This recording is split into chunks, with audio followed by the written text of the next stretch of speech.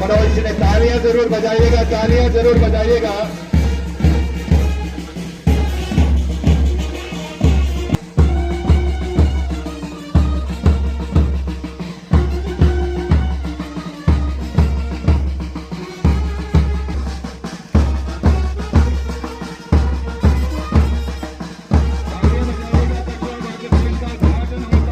भारत माता की बहुत बहुत धन्यवाद। संदेश देती हुई शांति का, एकता का, भाईचारे का ये वो युवा है जो आने वाले समय में कठुआ जिले की तकदीर और तासीर लिखने में जरूर अपना योगदान देंगे। मैं चाहता हूं एक बार जोरदार तालियों से इन बच्चों का स्वागत किया जाए जो इस रैली में भाग ले रहे हैं।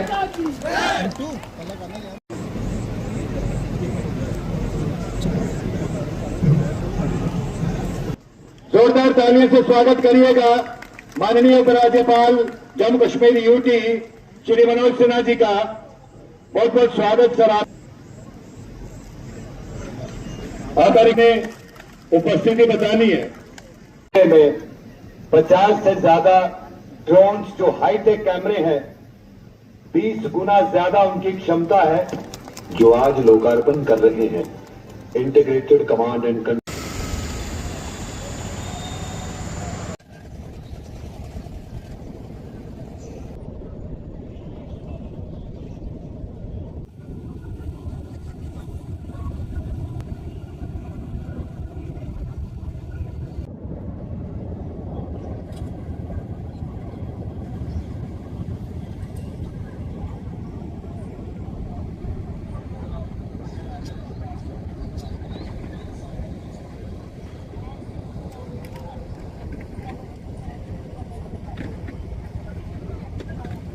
जन सुविधाएं हैं सर, जो मिलकर एक कैफे के ऑनर हूँ।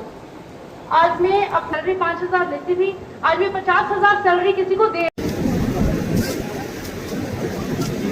कि मैं 5,000 रुपया सैलरी किसी प्राइवेट स्कूल में लेती। माननीय उपराज्यपाल जी के दिशा निर्देशानुसार हुआ है। जोरदार तालियां मैम के लिए और सर के लिए भी। और कठुआ के वासियों, आज कठुआ के लिए मैं सभी का शुक्रिया अदा करता हूँ। जय हिंद जय भारत। मैं कही तारीफ भी की और डिमांड।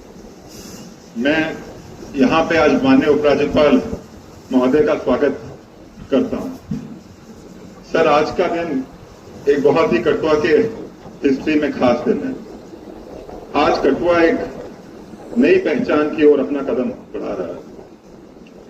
आज जिन परियोजनाओं का लोकार्पण आपके कर कमलों से हो रहा है सर, जिसमें कि कठुआ का वाटर फ्रंट, एक integrated command and control centre, 20 नए अति आधुनिक बस स्टॉप, ये सब हाल ही में बने विकसित जन सुविधाएं हैं सर, जो मिलकर कठुआ के शहरी जीवन स्वरूप में एक सकारात्मक बदलाव करेंगे।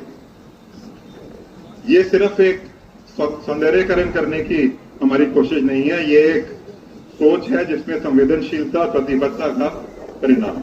हजारों वर्ष पुरानी भारतवर्ष की समृद्ध सांस्कृतिक परंपरा को समेटे कठुआ नगर के लिए मुझे लगता है कि आज का दिन बहुत खास और महत्वपूर्ण है।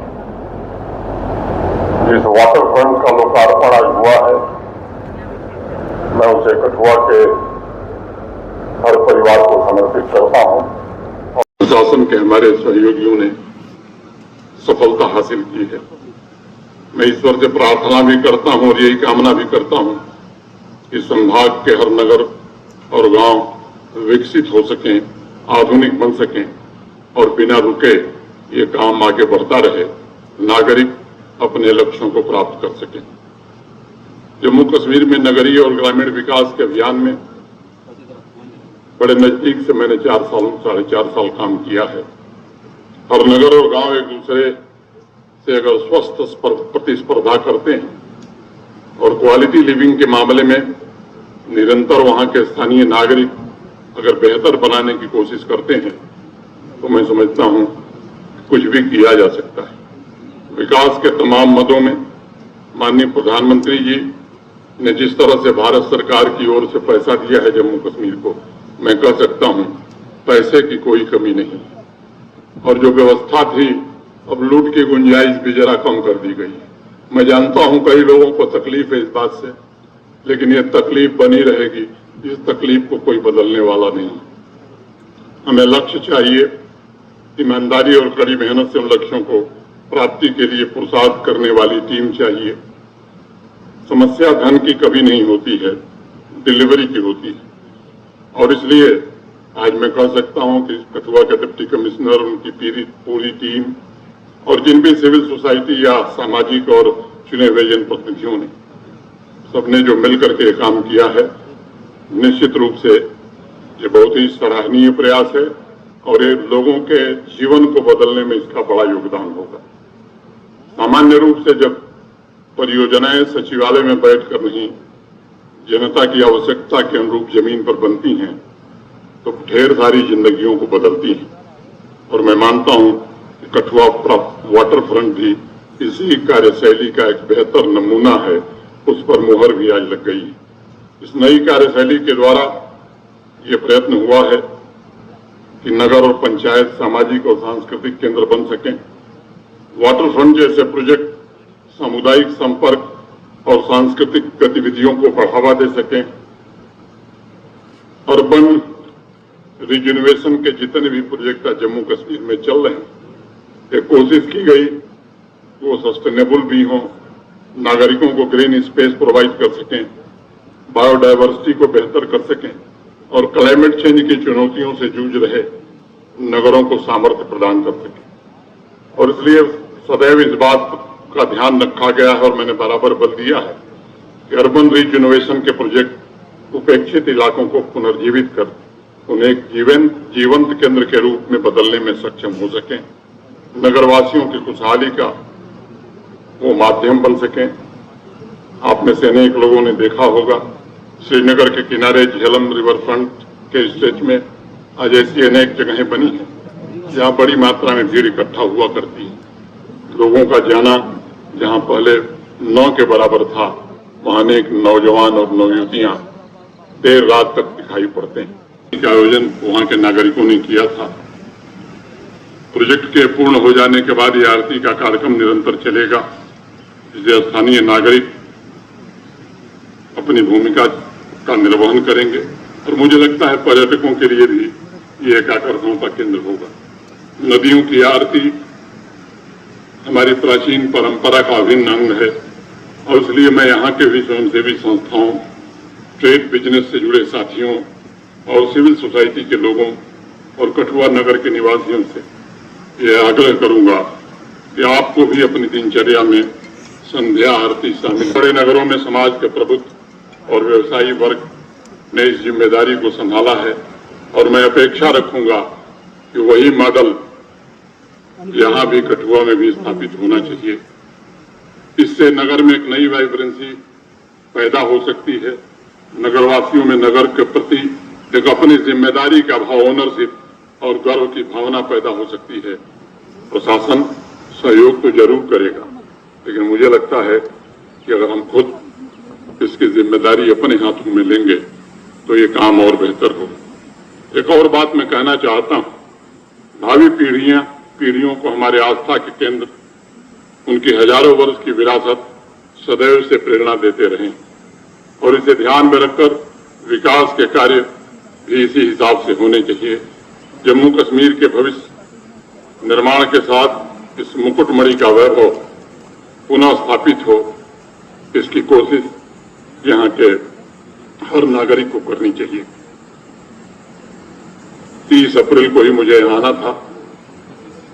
22 अप्रैल को बैसरन घाटी में पहलगांव के पास जो घटना हुई, जिसमें पाकिस्तान के कुछ आतंकवादियों ने 26 निर्दोष नागरिकों को, बेगुनाह नागरिकों को मौत के घाट उतारा, जिसके कारण ये कार्यक्रम स्थगित हो गया।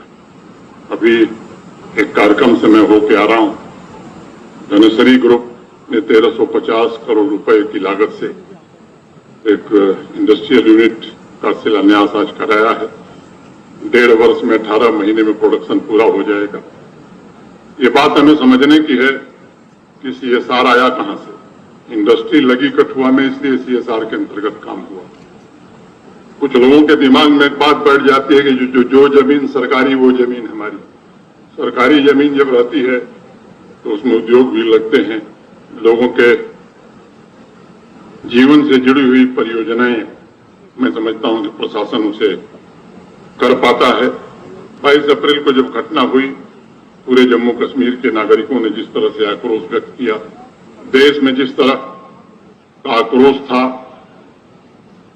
माननीय प्रधानमंत्री जी के निर्देश पर हमारी सेनाओं ने ऑपरेशन सिंदूर 6 और 7 मई की रात को प्रारंभ किया।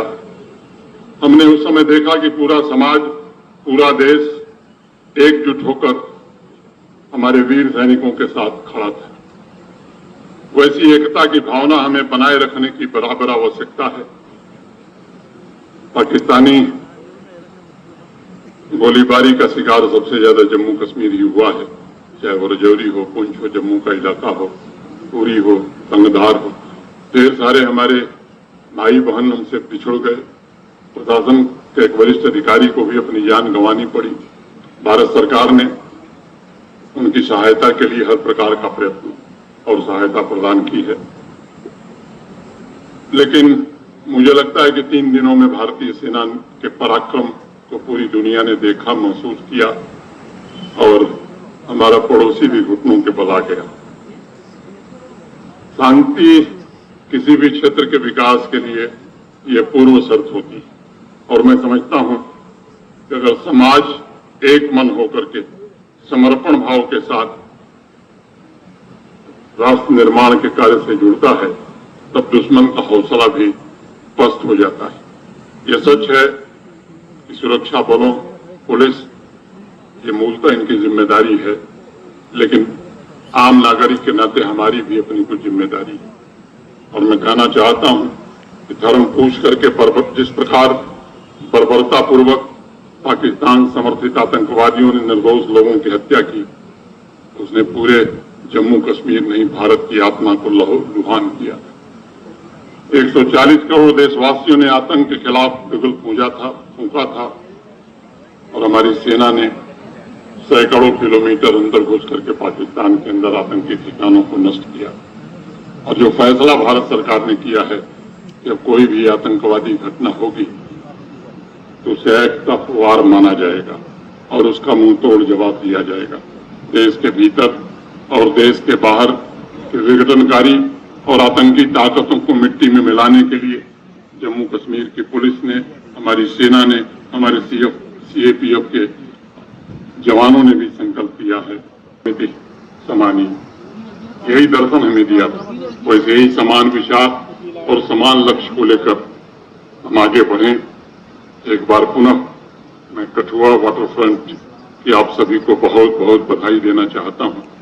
पिछले 5 वर्षों में आदरणीय प्रधानमंत्री जी के नेतृत्व में मैं एक बात कहना चाहता हूं जो आपको दिखाई पड़ती है, उसके बारे में मैं नहीं कहना चाहता, जो शायद कम लोगों को पता है। जम्मू कश्मीर की अर्थव्यवस्था 5 वर्षों में दुगुनी हो गई। 1,25,000 करोड़ की हुआ करती थी, वो 2,45,000 करोड़ से ज्यादा की हो गई। यहाँ के पर कैपिटा इनकम तो वो भी 5 साल में डबल हो गए। अनेक इस तरह के काम हुए हैं। आज ये अवसर नहीं है कि मैं उस पर बताऊं, कभी और अवसर आया तो मैं विस्तार से इन विषयों को रखूंगा।